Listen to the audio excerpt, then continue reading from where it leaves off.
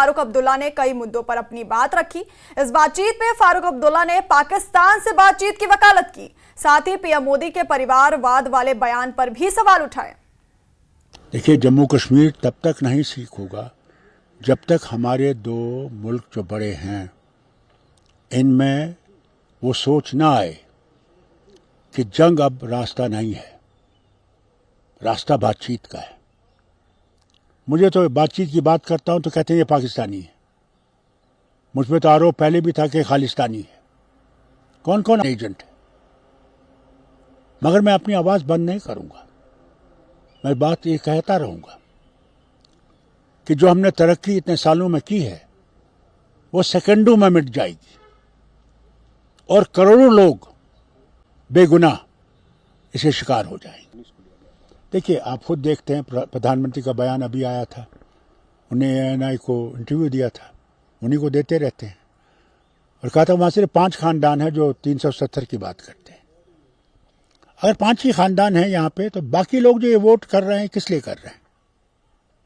ہاں، بلکہ ایک جگہ تو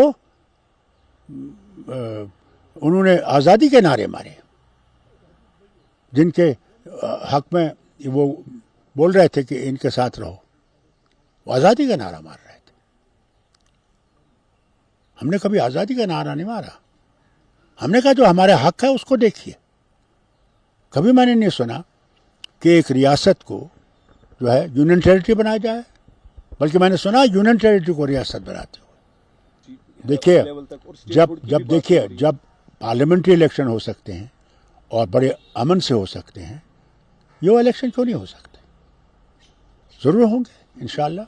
اور جیسا ہم نے دیکھا ہے، بیانات جو آئے ہیں حکومت سے بھی آئے ہیں اور الیکشن کمیشن سے بھی آئے ہیں کہ بہت جلدی ہم لوگ اس کا الیکشن کریں گے۔ ہم سمجھتے ہیں کہ جو یہ امرناتھ یاترا جی ختم ہو جائے گی، یہ الیکشن ضرور آئے گا۔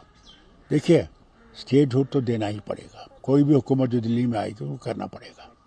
نہیں کریں گے تو یہ لوگوں کے دل جیت نہیں سکیں گے۔ ہاں، طاقت کے بل پہ ہم دبا کے رکھیں گے، مگر دبا کب تک رہیں گے؟ ایک دن تو یہ پھٹے گا۔ اور یہاں رکیں گے ایک چھوٹے سے بریک کے لیے۔